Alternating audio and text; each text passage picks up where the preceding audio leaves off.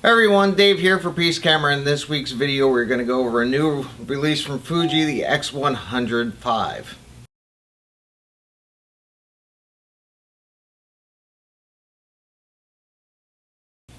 I apologize for no video last week. I recorded this exact same video. I got home later that night, took the SD cards out and realized the card got corrupted. I had to throw it away and get a new card.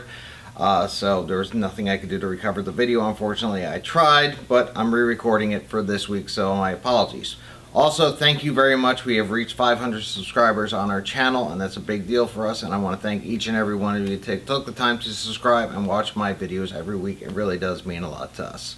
So let's get on to the video. So the other week, Fuji announced the X100V, which is the fifth in line of the X100 series, and the X100 is a fixed lens camera.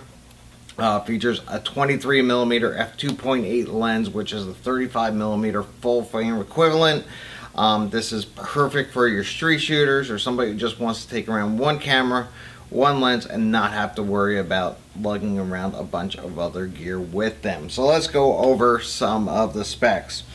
I already said it features a 23mm 2.8 lens. It has a 26.1 megapixel X-Trans backside illuminated CMOS sensor. You can shoot up to 11 frames per second. On the video side, it could do 4K up to 30 frames a second in H.264 with no crop, and can shoot 420 8-bit eternally to the SD card, which I'll get to in a minute, but you only have a 10-minute limit. If you need more time, you can record over the HDMI port externally to an Atomos recorder and get 422 10-bit recording out of that.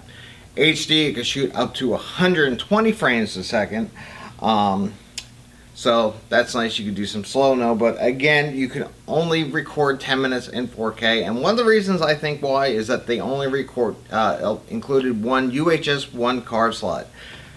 With all of today's cameras coming out with UHS 2 card slots to take advantage of the faster cards and much faster writing speeds, you would think they would have included one, especially for the price of this camera. I'm really upset with Fuji for not putting a UHS 2 card slot in there. I don't know why they didn't.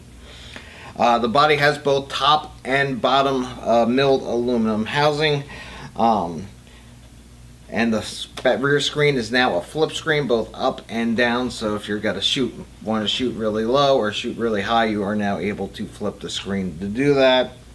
The body has weather sealing, but the lens does not. So if you want to completely weather seal this camera, you will need to add a filter to the front of the lens to make that weather sealed. It comes with a hybrid viewfinder, so you could use it as a complete optical viewfinder, or you could switch it into an electronic viewfinder, which most people will be using on this camera.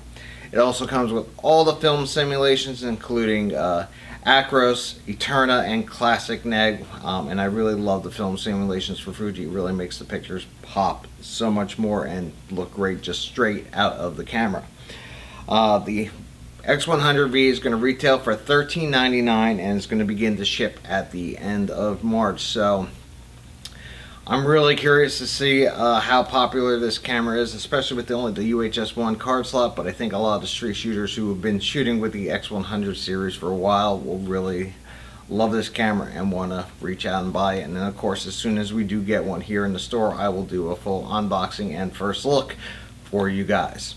So that's going to do it for this week's video. If you like this video, please do hit the like button. Subscribe to the channel if you haven't already, as I put out new videos every single Friday, and leave a comment down below. Let me know what your thoughts are on the X100V.